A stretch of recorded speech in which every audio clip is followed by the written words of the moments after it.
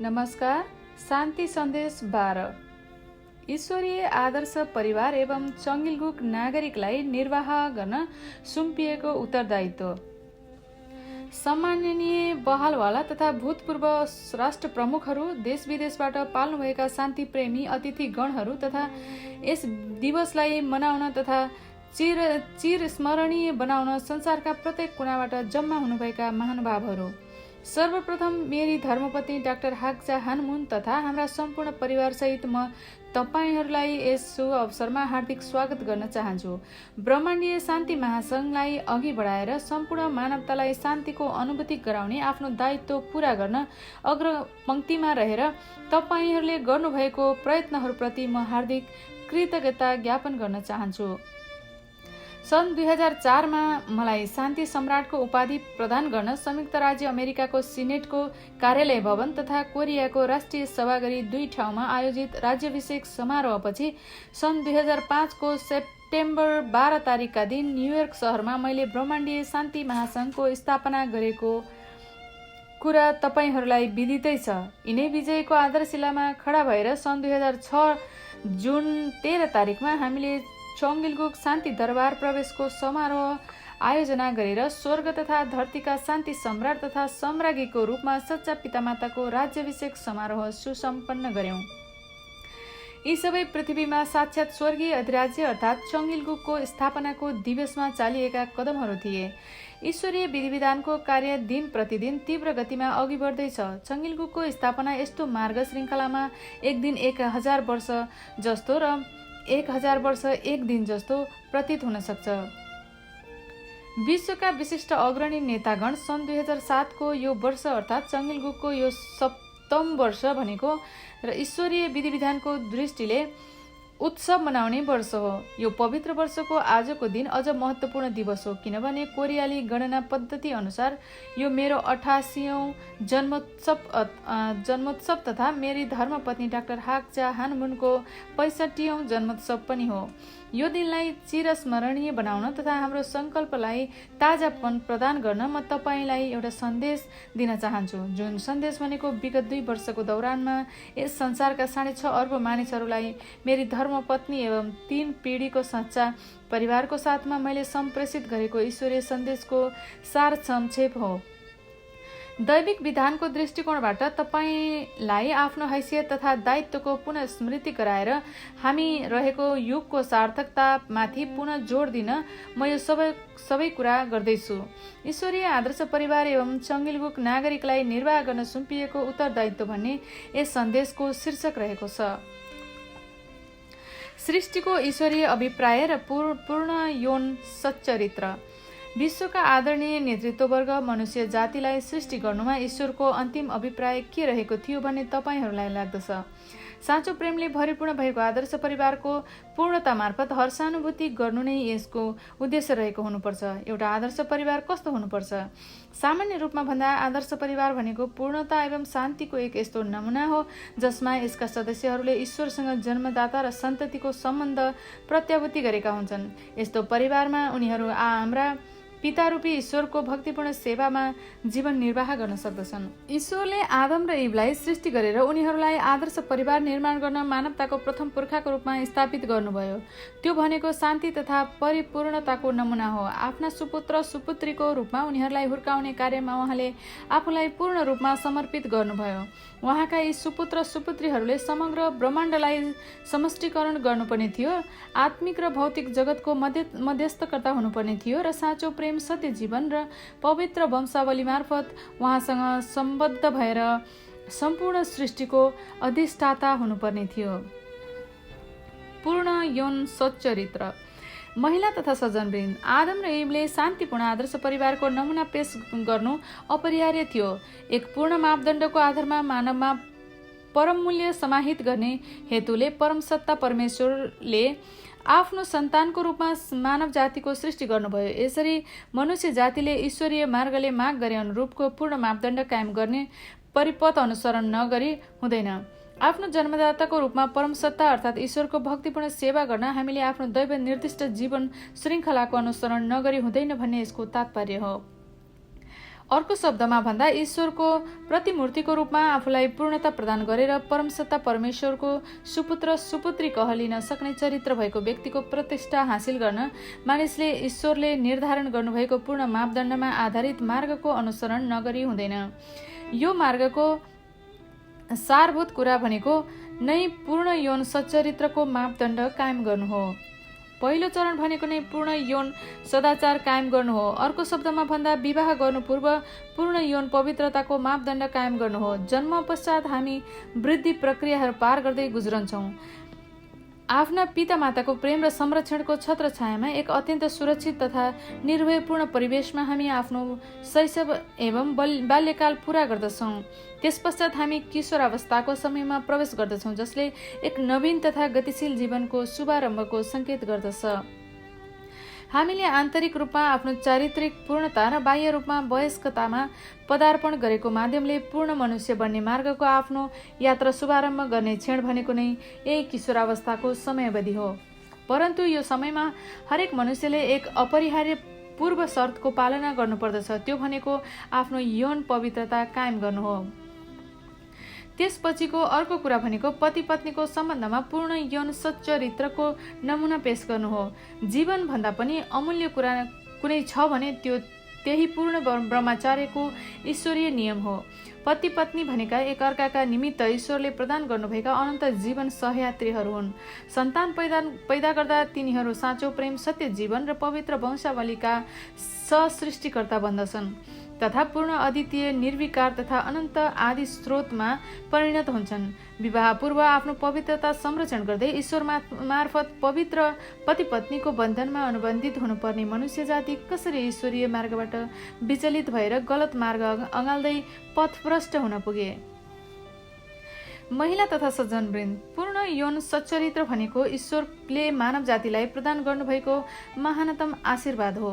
पूर्ण यौन सच्चरित्रको मापदण्ड कायम नहुने हो भने आत्मिक परिपक्वतातर्फको व्यक्तिको चारित्रिक पूर्णताको मार्ग बन्द हुन्छ अनि पूर्णता हासिल गर्ने व्यक्तित्वहरू मार्फत एक सच्चा परिवार अन्तर्गत पूर्ण यौन सदाचारको आधारशिला सुनिश्चित नगरिकन ईश्वरलाई समेत सशरीर अवतार लिने ईश्वरको रूपमा आफ्नो प्रतिष्ठा कायम गर्न असम्भव हुन्छ। त्यसर्थ यदि पूर्ण यौन सच्चरित्र कायम गरेका भए आदम र इवले वैयक्तिक पूर्णता अर्थात् ईश्वरीय सदिच्छा अनुरूपको आफ्नो चारित्रिक परिपक्वता हासिल गर्ने थिए र ईश्वरीय वैवाहिक आशिष मार्फत दाम्पत्य सम्बन्धमा कायम राख्दै ईश्वरसँग पूर्ण एकत्व कायम गर्ने थिए। उनीहरूको मिलनमा ईश्वरको वास हुन्थ्यो अनि तिनीहरूका सन्तानहरूले साँचो प्रेमको यस पवित्र प्रणालीमा आबद्ध भएर आफ्नो पितारूपी ईश्वरका साथ प्रत्यक्ष सम्बन्धको आनन्द उठाउने थिए। साँचो प्रेमका विशेषताहरू अनि साँचो प्रेम के हो त? साँचो प्रेमको सार भनेको नै अरूबाट लाभ लिने नभई सर्वप्रथम अरूको निमित्त त्याग गर्ने क्रिया हो। अरूको निमित्त समर्पित भएर जीवनयापन गर्नु हो। बृहत्तर भलाइको लागि जीवन बिताउनु हो। साँचो प्रेमले त्याग गर्दछ, परन्तु त्याग गरे भनेर उड्किँदैन, बरु यो त्याग गर्ने प्रक्रियालाई अविच्छिन्न रूपमा जारी राख्दछ। साँचो प्रेमले सहस्र त्याग गर्दछ। यस किसिमको प्रेम आफ्नो बच्चालाई काखमा खेलाउँदै स्तनपान गराउने एउटी आमाको आनन्दपूर्ण र वात्सल्य हृदयमा पाइन्छ। साँचो प्रेम भनेको उत्सर्गपूर्ण प्रेम हो, जसमार्फत एउटा पितृभक्त छोराले आफ्ना बाबुआमाको सेवा गर्दा सबैभन्दा ठूलो सन्तुष्टि हासिल गर्दछ। साँचो प्रेममा आबद्ध भएपछि हामी पारस्परिक समीप्यको निरन्तर आनन्द उठाएर सदा सदाका लागि एक हुन सक्छौँ। साँचो प्रेमको आकर्षणले ब्रह्माण्डका सबै चिजहरूलाई हाम्रो पैताला मुनि ल्याइदिन्छ, यहाँसम्म कि ईश्वर पनि हाम्रो साथ निवास गर्न पाल्नुहुन्छ। साँचो प्रेमको मूल्यसँग कुनै पनि कुरालाई दाँच्न सकिँदैन। राष्ट्र बीचका सीमाङ्कन तथा जाति अनि धर्म बीचका अडचनहरू लगायत पतित मानव जातिले सृजना गरेका सबै अवरोधहरूलाई निर्मूल गर्न सक्ने शक्ति साँचो प्रेममा निहित हुन्छ। असीम, अद्वितीय, अपरिवर्तनीय र अनन्त हुने ईश्वरीय साँचो प्रेमका प्रमुख विशेषताहरू हुन्। अतः ईश्वरीय साँचो प्रेमको अभ्यास गर्ने सदा ईश्वरको सामिप्यमा रहन्छ, उहाँको खुसीमा सहभागी हुन्छ, उहाँको कार्यमा बराबरीको हैसियतले सहभागी हुने अधिकार तथा उहाँको अधिकार उपभोग गर्दछ। अतः परसेवामा व्यतीत गरेको जीवन अर्थात् साँचो प्रेमको जीवन भनेको स्वर्गीय अधिराज्यमा प्रवेश गर्नका निमित्त अपरिहार्य पूर्वाधार हो। साँचो प्रेम र ईश्वरीय अधिराज्य। महिला तथा सज्जनवृन्द, स्वर्ग भनेको कस्तो स्थान हो? संक्षेपमा भन्दा स्वर्ग भनेको ईश्वरीय साँचो प्रेमले ओतप्रोत भएको संसार हो। यसका सबै अक्षमा साँचो प्रेम विद्यमान हुन्छ। त्यस संसारमा बाह्य अभिव्यक्तिका साथै आन्तरिक सोचाइमा समेत सर्वत्र साँचो प्रेमको आधिपत्य हुन्छ। प्रत्येक व्यक्तिको जीवनमा आदिदेखि अन्त्यसम्म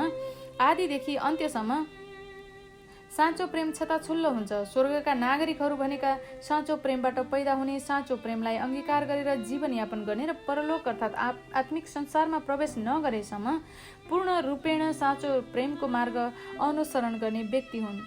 स्वर्ग भनेको मानिसले एक अर्काका लागि समर्पित भएर जीवनयापन गर्ने प्राकृतिक संसार हो। फलस्वरूप त्यस संसारमा वैरभाव तथा ईर्ष्याको कतै नामो निशान हुँदैन। यो पैसा, पद तथा शक्तिले सञ्चालन हुने संसार होइन। त्यहाँ एक व्यक्तिको सफलताले समग्रको सफलताको प्रतिनिधित्व गर्दछ, प्रत्येकको चाहनाले समष्टिको चाहनाको प्रतिनिधित्व गर्दछ र प्रत्येकको खुसीले समष्टिगत खुसीको प्रतिनिधित्व गर्दछ। स्वर्ग भनेको साँचो प्रेमको वायुले भरिपूर्ण भएको स्थान हो, जहाँ हरेकले साँचो प्रेमको प्रश्वास लिन्छन्। यहाँको जीवन सर्वत्र र सदा प्रेममा स्पन्दित हुन्छ। ईश्वरीय रक्तवंशसँग तिनीहरूको साझा सदस्यताका कारणले स्वर्गका सबै नागरिकहरू पारस्परिक नातामा बाँधिएका हुन्छन्। हाम्रो शरीरमा अवस्थित रहेका जीवकोषहरू जस्तै त्यो समग्र संसार र त्यसका सबै नागरिकहरू परस्पर एक अविभाज्य नातामा गाँसिएका हुन्छन्। साँचो प्रेम भनेको ईश्वरीय प्रेमको सार हो, स्वर्गको एकमात्र शासकीय शक्ति हो। अतः ईश्वर स्वयं पनि साँचो प्रेमकै निमित्त अवस्थित हुनुहुन्छ। वंशावलीको महत्त्व। आदम र इभको पतन पश्चातको दीर्घ इतिहासभरि ईश्वरलाई अत्यन्त कष्ट पुर्याउने हार्दिक पीडा के तपाईँलाई थाहा छ? ईश्वरले आफ्नो वंश गुमाउनु भयो। यसले गर्दा ईश्वरले मानवीय भाइचाराको आधार तथा अरू सृष्टिमाथिको आफ्नो आधिपत्य समेत गुमाउनु भयो। जीवन स्वयंभन्दा पनि ईश्वरीय वंशावली अत्यन्त अनमोल हुन्छ, तर त्यो सत्यानाश भयो। यसको अभावमा साँचो प्रेम र सत्य जीवनको फल कदापि परिपक्व हुन सक्दैन। महिला तथा सज्जनवृन्द, वंशावली भन्ने कुरा जीवनभन्दा पनि अत्यन्त महत्त्वपूर्ण र प्रेमभन्दा पनि अनमोल हुन्छ। वंशावली सिर्जना गर्न प्रेम र जीवनको मिलन हुन्छ। जीवन तथा प्रेम कुनै एउटालाई छोडेर वंशावली स्थापित गर्न सकिँदैन। अतः प्रेम, जीवन र वंशावली, यी तीन मध्ये वंशावली भनेको फल हो। ईश्वरीय वंशावलीमा साँचो प्रेमको बीज समाहित हुन्छ। उहाँको वंशावलीले सत्य जीवनका निमित्त परिस्थिति तथा वातावरण प्रदान गर्दछ। ईश्वरीय सृष्टिमा आदर्श व्यक्ति मतलब आदर्श चरित्र भएको व्यक्ति भएर आदर्श परिवार सिर्जना गर्न सर्वप्रथम हामीले उहाँको वंशावलीमा जोडिन आवश्यक छ। यसभन्दा एक कदम अगाडि बढेर भन्ने हो भने हामी ईश्वरीय वंशावलीमा जोडिएपछि मात्र ईश्वरीय गृहभूमि अर्थात् आदर्श राष्ट्रको निर्माण सम्भव हुन्छ। कृपया वंशावलीको महत्त्वलाई आफ्नो हृदयमा रेखाङ्कित गर्नुहोस्। योभन्दा बढी म अन्य कुनै कुरा भन्न सक्दिनँ, किनकि जन्मदाता र सन्तान बीचको सम्बन्ध भनेको सबै सम्बन्धहरूभन्दा सर्वोपरि तथा अत्यन्त महत्त्वपूर्ण सम्बन्ध हुन्छ। यो बाबुआमा र सन्तान बीचको साक्कै वंशगत सम्बन्धको नमुना भनेको नै ईश्वरीय वंशावलीलाई सन्तान दर सन्तानसम्म हस्तान्तरण गरेर अविनाशी बनाउन सक्ने एकमात्र मार्ग हो। यो बिन्दुमा तपाईँ स्पष्ट हुनैपर्छ। अन्तर सांस्कृतिक आदान प्रदान, वैवाहिक आशिष। आदरणीय महिला तथा सज्जनवृन्द, शैतानसँगको हाम्रो वंशानुगत आबद्धता नै इतिहासभरिको घोर पीडाको कारण बनेको छ। अब यो सम्बन्धबाट आफूलाई विच्छेदित गरेर सच्चा पितामाताको वंशावलीको मूलसँग प्रत्यारोपित हुने दिशामा दृढतापूर्वक कदम बढाओ। जङ्गली जैतुनको वृक्ष जस्तै जीवन गुजारेर मृत्युवरण गर्न किन हामीले मूर्खतापूर्वक निरन्तरता दिने? यो विभीषिकाको कुचक्रबाट उम्कने मार्ग कहाँ छ? पवित्र वैवाहिक आशिषको मार्गबाट यो कुरा सम्भव हुन्छ। पवित्र वैवाहिक आशिष समारोहले साँचो जैतुनको वृक्षको रूपमा प्रतिरोपित हुने गौरव प्रदान गर्दछ। मानवताको निमित्त ईश्वरको सच्चा वंशावली प्रवर्धन गर्ने सच्चा पितामाताको पवित्र वैवाहिक आशिषको संस्थागत शुभारम्भ गर्नुभएको थियो। आफ्नो वंशावली परिवर्तन नगरी तपाईँ आफ्नो बीज परिवर्तन गर्न सक्नुहुन्न। मानिसहरूलाई ईश्वरका सन्तानको स्थानमा पुनस्थापित गर्ने सर्वोत्तम उपाय भनेको नै अन्तर सांस्कृतिक वैवाहिक आशिष मार्फत उनीहरूको वंशावली परिवर्तन गर्नु हो। यस्तो विवाहले जाति, संस्कृति, राष्ट्रियता, नस्ल तथा धर्मको घेराबाट माथि उठेर मानवताको एउटै परिवार निर्माण गर्ने महान कार्यमा ठूलो योगदान पुर्याउँछ। जाति संस्कृति राष्ट्र र धर्मको पर्खाल नागेर समष्टिगत नवीन तहमा ईश्वरीय वंशावली सिर्जना गर्ने युगान्तकारी अवसर हो। यसले वैरभावका सम्पूर्ण कडीलाई विच्छेदित गर्ने कार्य गर्दछ। सच्चा पितामाता मार्फत सम्पूर्णले पुनः जीवन हासिल गर्न सक्ने वंश परिवर्तनको यो एक पावन यज्ञ हो।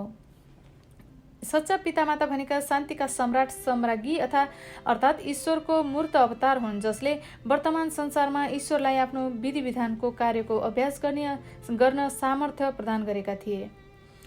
सम्पूर्ण मानव जातिका निमित्त सच्चा पितामाताले शुभारम्भ गर्नुभएको पवित्र जीवनामृत पान गर्ने समारोह मार्फत आफ्नो वंशावली पवित्र गर्ने मार्ग प्रशस्त भएको छ।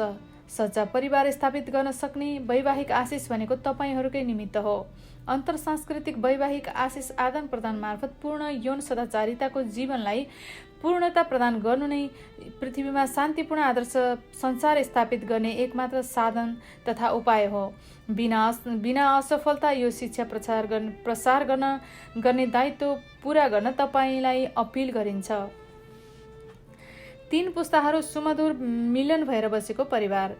महिला तथा सज्जनवृन्द, परिवारले सौहार्दपूर्वक एकसाथ मिलेर बस्ने पद्धति बसालेको हुन्छ। यो नै शान्तिपूर्ण आदर्श परिवारको निमित्त नमुना हो। बाबुआमा र सन्तानका बीच प्रेम र सम्मानमा आधारित एकताको न्यानो वातावरण, पति पत्नीका बीचमा अनुरागपूर्ण पारस्परिक समर्पण र सहोदर भातृ भगिनीका बीचमा विश्वास तथा पारस्परिक भरोसाले नै शान्तिपूर्ण आदर्श परिवारको नमुना प्रदर्शन गर्दछ। यसको तात्पर्य तपाईले साँचो प्रेमको वृक्ष बीजारोपित भएर साँचो प्रेमको फल प्रदान गर्ने एक सच्चा परिवारको स्थापना गर्नु अपरिहार्य छ। यसरी बाजे बजे बाबुआमा र नाति नातिनाहरू गरी 3 पुस्ताहरू अनन्त ईश्वरको सेवा गर्दै एक परिवारको रूपमा सँगै बस्नु पर्दछ। ईश्वर यस्तो परिवार हेर्न चाहनुहुन्छ र वंश मसीह र शान्ति दूतको रूपमा चङ्गिलगुक अर्थात् ईश्वरीय अधिराज्यको यस्तो परिवारको स्थापना गर्न लागि पर्नु तपाईको दायित्व हो।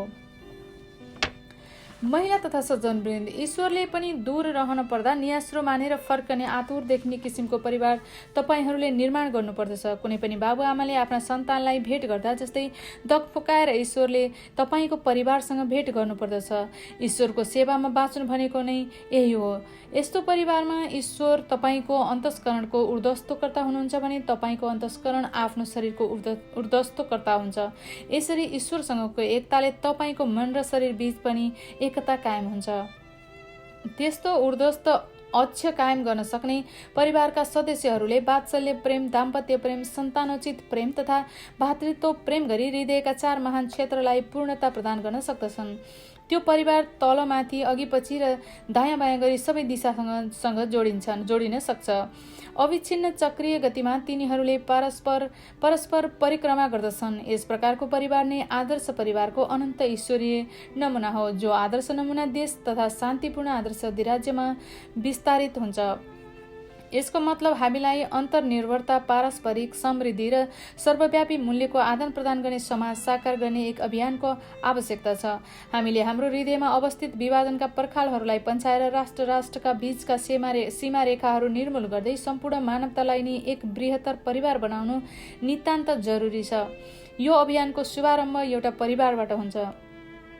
सम्पूर्ण संसार नै यस्तो सच्चा परिवारबाट भरिपूर्ण भयो भने मात्र त्यो संसार कुनै कानुन व्यवसायी, अभियोजक, अधिवक्ता वा न्यायाधीशहरूको जरुरत नपर्ने गरी मानिसहरूले ईश्वरीय विधि र प्रक्रियाले स्वशासन गर्ने सुव्यवस्थित संसारमा परिणत हुनेछ। तपाईका सत्कर्म तथा कुकर्महरूप्रति व्यक्तिको रूपले पूर्ण सचेष्ट हुन्छ। सर्वाधिक रूपमा तपाईका बाजे बजे बाबुआमा, जीवनसाथी र सन्तानहरू यसप्रति पूर्ण सचेष्ट हुन्छन्। के परिवारभित्र समाधान हुन नसक्ने कुनै कुरा छ र? बाबुआमा र सन्तान, पति र पत्नी अनि ज्येष्ठ बन्धु एवं कनिष्ठ बन्धुले एक अर्काप्रति समर्पित भएर जीवन यापन गर्ने उदाहरण पेश गरेपछि कसरी तिनीहरूले अक्षम्य कार्य गर्न सक्छन्? के यिनीहरू अपराधमा संलग्न हुने सम्भावना रहला? ईश्वरीय विधि र प्रक्रियाले सञ्चालित हुने संसार नै विघ्न बाधा रहित, पवित्र, विवेक तथा सत्यको एक प्राकृतिक संसार हो। यो संसार भनेको कुनै कलङ्कको प्रतिछाया बिनाको मध्याह्नको घाम जस्तै छर्लङ्ग पूर्ण मूल्य भएको संसार हो।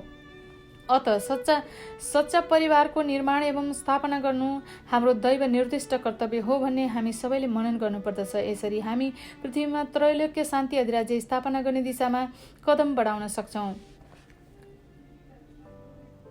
मानव जाति र आत्मिक संसारको द्वैत संरचना। विभिन्न कोणबाट मानव जातिको संरचनालाई निरीक्षण गर्दा ईश्वरले हामीलाई द्वैत विशेषता युक्त अस्तित्वको रूपमा निर्माण गर्नुभएको कुरा अवगत हुन्छ। उहाँले हाम्रो भौतिक शरीरलाई स्थूल इन्द्रिय गोचर संसारको सारको रूपमा र हाम्रो आत्मिक शरीरलाई अमूर्त संसारको प्रतिनिधि तथा अधिष्ठाताको रूपमा सृष्टि गर्नुभयो। यसरी मनुष्य जाति करिब 100 वर्ष भौतिक संसारमा जीवित रहन्छ। तत्पश्चात भौतिक शरीरले काम गर्न छोडेपछि स्वत तथा स्वाभाविक रूपमा अमूर्त आत्मिक संसारमा प्रवेश गर्छ भन्ने अपेक्षा गरिएको छ। यस प्रकार तपाईको भौतिक शरीरका चर्मचक्षुबाट गोचर नभए पनि आत्मिक संसार भनेको हाम्रो पार्थिव जीवनको स्वस्फूर्त तथा अपरिहार्य विस्तार हो। ईश्वरले रचना गर्नुभएको मानव जातिको अनन्त तथा मौलिक गृहभूमि हो। तपाईँ आत्मिक संसार यथार्थमा नै अवस्थित भएको अनुभव गर्न सक्नुहुन्छ।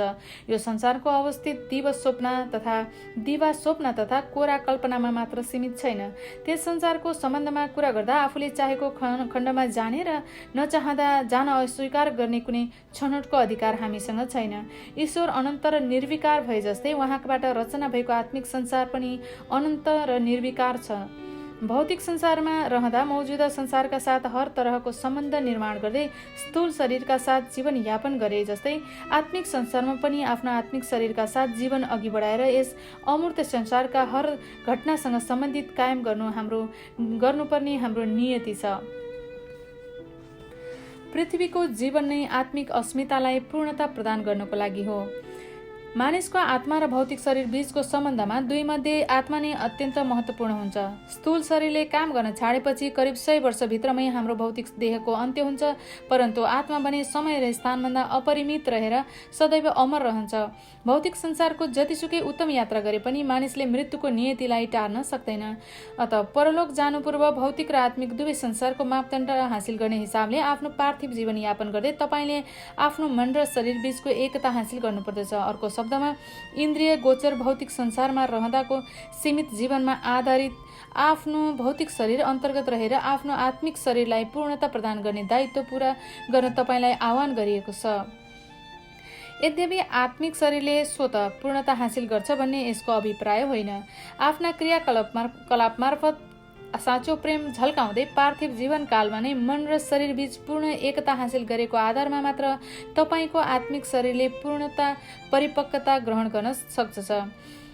पृथ्वीमा जीवन यापन गर्दा तपाईले गरेका प्रत्येक कार्य र गतिविधिहरू बिना कुनै अपवाद स्वर्गको सार्वजनिक नियम अनुरूपको मापदण्डको आधारमा तपाईको आत्मिक शरीरमा अभिलेखित हुन्छन्।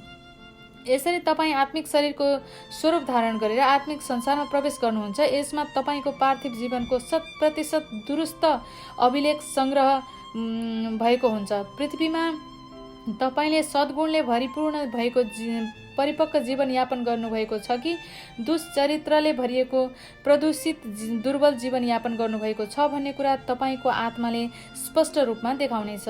ईश्वरले होइन, तपाईँ स्वयं आफ्नो फैसलाकर्ता हुनुहुन्छ भन्ने यसको अभिप्राय हो। सच्चा पितामाताको जीवन मार्ग। महिला तथा सज्जनवृन्द, आजबाट 88 वर्षमा पदार्पण गर्ने स्वामी मुनको जीवन अवर्णनीय कष्ट तथा यातना अंकित भएको दुःखपूर्ण जीवन रहेको छ। तेस्रो आदम अर्थात् सच्चा पिताश्रीले पहिलो र दोस्रो आदमका सम्पूर्ण असफलताहरूलाई पूर्ण रूपमा उल्ट्याएर त्यसको क्षतिपूर्ति मार्फत पुनस्थापित गर्नु आवश्यक छ। सच्चा पिताश्रीको दायित्व भनेको केवल उद्धारक मसीह तथा दोस्रो आगमन गर्ने भगवानको दायित्व पूरा गर्नु मात्र नभई धर्महरू प्रवर्धन गर्ने सबै प्रमुख धर्मका प्रवर्तकहरूको दायित्व समेत गर्नु रहेको छ। ईश्वरले ब्रह्माण्डको सृष्टि गरे जस्तै मानवताको पुनर्सिर्जनाको महानतम कार्यलाई उहाँको जीवनले समाहित गरेको छ, जसमा सूक्ष्म त्रुटि समेत पनि पूर्ण वर्जित छ। यो मार्ग श्रृङ्खला कसैसँग चर्चा गर्न नसकिने एउटा निर्जन मार्ग श्रृङ्खलाको रूपमा रहेको छ। उनले लिएको यो मार्ग श्रृङ्खला भनेको अनकन्टार हुँदै गुज्रिएको काँडै काँडा बिछ्याइएको मार्ग थियो। त्यो मार्गको अनुसरण उनले पूर्णत एक्लै रहेर गर्नु परेको थियो। ईश्वरले पनि उनलाई स्वीकार्न सक्नुभएको थिएन। आफूले ईश्वरलाई दिएको वचन साकार पार्न र पूर्ण यौन सच्चरित्रको नमुना पेश गर्न उनले रगत छाप्दै धेरै पटक जीवन र मृत्यु बीचको दोसाँधमा पुगेर पनि मरेपछि डढेको चिताबाट पुनः यौवन लिएर उठ्ने अमरचरी जस्तै पुनः उठ्नु परेको थियो। आफ्नो जीवनको प्रारम्भिक दिनमा जापानमा अध्ययनरत रहेको अवस्थामा स्वतन्त्र अभियानको निमित्त भूमिगत कार्य गर्दा औपनिवेशिक शासनबाट कोरिया स्वतन्त्र भएपछि साम्यवादी शासन अन्तर्गत रहेको प्योङयाङ शहरमा ईश्वरीय सदिच्छाको विषयमा दिएको प्रवचनको निमित्त एक स्वतन्त्र राष्ट्रको रूपमा कोरियाको जन्म भएपछिको स्याङमनरीको प्रशासनकालमा संसारका सामु आफूलाई प्रजातन्त्रको नमुनाको रूपमा सगौरव प्रस्तुत गर्ने अमेरिकामा समेत गरी निर्दोष हुनाको बावजुद पनि स्वामी मुनले 6 पटक कारावासको सजाय भोग्नु परेको थियो। पूर्ण यौन सच्चरित्रको नमुनालाई पूर्णता प्रदान गर्न स्वामी मुनले गुजार्नु भएको सक्रिय जीवनलाई कसले बुझ्न सक्छ? दुखी पात्रमा परिणत हुनुभएका हाम्रा ईश्वर र मृत्युको पन्जामा परेर पीडाले छटपटाइरहेका संसारका पतित मानिसको मुक्तिका निमित्त जिब्रो टोकेर परिश्रम गर्दै उनले भोगेको उनको जीवन अत्यन्तै कष्टमय रहेको छ। अहिलेसम्म पनि कसैले मेरो हृदय बुझेर सहानुभूतिको एकमात्र शब्द बोल्यो भने पनि म आँसुले द्रवीभूत हुन्छु र अविरल झरना चाहिँ मेरा बलिन्द्र धारा आँसु प्रवाहित हुन्छन्। महिला तथा सज्जनवृन्द, मानिस 88 वर्षको वृद्ध भएपछि आफ्नो पूर्व जीवनको निरीक्षण गर्दै चुपचाप अर्को संसारमा जाने तयारीमा लाग्दछ। परन्तु मेरो जीवन अबबाट प्रारम्भ हुन्छ। मैले जीवनसँगको आसक्तिका कारणले यसो गरेको होइन, बरु पतनको प्रभुत्वबाट निस्कन नसकेर छटपटाइरहेका मानव जातिको उद्धार गर्नेमा सच्चा पिताश्रीको रूपमा मैले पूरा गर्नुपर्ने आफ्नो कर्तव्य र दायित्व पूरा गर्न अझै बाँकी रहेको कारणले यसो गरेको हुँ। अहिले स्वर्गीय अधिराज्यको स्थापनापछिको युगान्तकारी परिवर्तनको समयमा अर्थात् प्रतिफल भित्र आउने समयको आगमन भएको छ। यस वर्ष पनि म मानवताको पुनस्थापनका निमित्त त्रिलोक्य क्रान्ति ल्याउने कार्यमा तपाईहरू सबैलाई मार्गदर्शन गर्न निरन्तर जारी राख्नेछु। कृपया संकोच नमान्नुहोला। आपसमा हातेमालो गर्दै ईश्वरीय आदेश पूरा गर्ने आफ्नो कर्तव्य तथा जिम्मेवारी एकैसाथ निर्वाह गरौँ। मुक्तिको प्रतीक्षा गर्दै हाम्रा हजारौं हजार भातृ भगिनीहरूले असहाय रूपमा मृत्युवरण गरेको यथार्थप्रति हामी कसरी आँखा चिम्लिन सक्छौँ? शान्तिपूर्ण आदर्श अधिराज्यको युगको आगमन। शान्तिप्रेमी नेतागणहरू, अहिले तपाईहरू इतिहासकै सर्वाधिक सौभाग्यशाली तथा गौरवपूर्ण समयमा बाँच्दै हुनुहुन्छ। स्वर्गीय अधिराज्य स्थापना पश्चातको युगको आगमन भइसकेको छ। अहिले म इतिहासमा यस संसारमा पैदा भएर प्रत्यागमन गरेका आत्मिक संसारमा अवस्थित तपाईका अरबौं पुर्खाहरूले दीर्घ प्रतीक्षा तथा चाहना गरेको नवीन स्वर्ग तथा धरतीको आगमन भएको घोषणा गर्दैछु। यो भनेको शान्तिपूर्ण आदर्श अधिराज्यको युग हो। आशिषयुक्त स्वर्गको मार्गमा तपाईलाई पथ प्रदर्शन गर्न चारै ठूला धर्मका महान प्रवर्तकहरू र तपाईका अरबौं सच्चा पुर्खाहरू पृथ्वीमा अवतरित भइसकेका छन्। पति तथा भ्रष्ट जगतले मानवतालाई बर्बाद गर्ने तथा दुराचारी व्यक्तिलाई अन्य व्यक्तिको भन्दा उत्तम जीवन प्रदान गर्ने युग अब गुज्रिसकेको छ। सर्वव्यापी रूपमा एबल चरित्रको संयुक्त राष्ट्र संघको रूपमा खडा भएको ब्रह्माण्डीय शान्ति महासंघले ईश्वरीय सृष्टिको शाश्वत आदर्श रहेको शान्तिपूर्ण आदर्श संसारलाई साकार पारेर मौजुदा केन प्रवृत्तिको संयुक्त राष्ट्र संघलाई नवीकरण गर्नेछ र एक नवीन आयाममा शान्तिको साम्राज्य अर्थात् आदर्श संसारको निमित्त नेतृत्व प्रदान गर्नेछ। हाम्रो संयुक्त प्रयत्नको कारण पैदा भएको ब्रह्माण्डीय शान्ति महासंघले ईश्वरको विजयका साथै सच्चा पिता माताले बगाउनु भएको रगत पसिना र आँसुको प्रतिफलको प्रतिनिधित्व गर्दछ। यो संसारकै अभिशप्त आशा हो।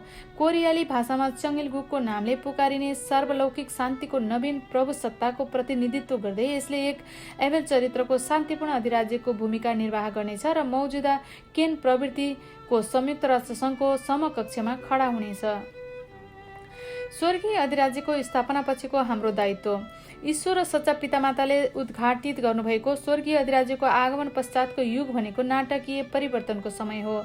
यस युगलाई ढकमक्क फुलाएर ईश्वरीय अनुकम्पा तथा कृपाको फल प्रदान गर्न सक्ने बनाउनु नै तपाईहरूको दायित्व हो। स्वर्गीय अधिराज्यको आगमन पश्चातको युगमा हामीले सच्चा पितामाताबाट वैवाहिक आशिष ग्रहण गरेर पतन पश्चात गुमेको पवित्र वंशावलीलाई पुनस्थापित गर्नुपर्दछ। आशिषको दैविक विधानलाई वैयक्तिक, पारिवारिक, कुलत, जातीय तथा राष्ट्रिय गरी 5 चरणमा पूर्णता प्रदान गर्नुपर्दछ। प्रतीकात्मक रूपमा भन्नुपर्दा यो समय भनेको कुनै कालो प्रतिछाया बिना सूर्य प्रत्यक्ष रूपमा ठिक हाम्रो शिरमाथि रहेको समय हो। यसले स्वर्गको आगमन पूर्वको पुरानो नयाँ तथा पूर्ण करार युगको शिखर पार गरिसकेको कुरालाई सङ्केत गर्दछ। यी युगले आदर्शको पुनर्सिर्जनामा अथाह निष्कृति तथा हर्जनाको माग गरेको छ। यद्यपि अहिलेको समय भनेको आदमको पतन पूर्वको मौलिक आदर्श संसार निर्माण गर्ने समय जस्तै छ। यसले सर्वव्यापी, सर्वशक्तिमान तथा सर्वाधिकार सम्पन्न साँचो प्रेमको युगलाई जनाउँदछ। यो सच्चा पितामाता अर्थात् शान्तिका सम्राट सम्राज्ञीमा केन्द्रित एकीकृत सत्ताको रूपमा आत्मिक र भौतिक संसार परस्पर आबद्ध भएको हृदयको साम्राज्य हो। अर्को शब्दमा भन्दा यो युग भनेको स्वर्ग एवं धरतीमा शान्ति र एकताको साम्राज्य छाएको युग हो। महिला तथा सज्जनवृन्द, तपाईको अवस्थिति तथा दायित्व स्पष्ट भएको छ। ईश्वरीय अनुकम्पाको छत्रछायामा सच्चा पितामाता मार्फत पवित्र जीवनामृत पान गर्ने समारोहका माध्यमले आफ्नो वंशावली परिवर्तन गर्ने, वैवाहिक आशिष ग्रहण गरेर साँचो परिवार स्थापना गर्ने मार्ग सबै मानिसका लागि निर्धारित भएको कुरा मैले व्याख्या गरिसकेको छु। यस पृथ्वीमा शान्तिपूर्ण आदर्श संसार स्थापित गर्ने एकमात्र मार्ग तथा पद्धति भनेको नै अन्तर सांस्कृतिक आदान प्रदान, वैवाहिक आशिष मार्फत पूर्ण यौन सच्चरित्रलाई अंगीकार गर्ने जीवनलाई पूर्णता प्रदान गर्नु हो। अन्तर सांस्कृतिक वैवाहिक आशिष भनेको तपाईले ईश्वरीय वंशावलीको उत्तराधिकार गर्ने अनुकम्पा हो। बिना कुनै असफलता यी कुराहरूको शिक्षा प्रदान गर्नु नै आफ्नो कर्तव्य तथा जिम्मेवारी हो भन्ने कुरा तपाईले स्पष्टसँग थाहा पाइसक्नु भएको छ।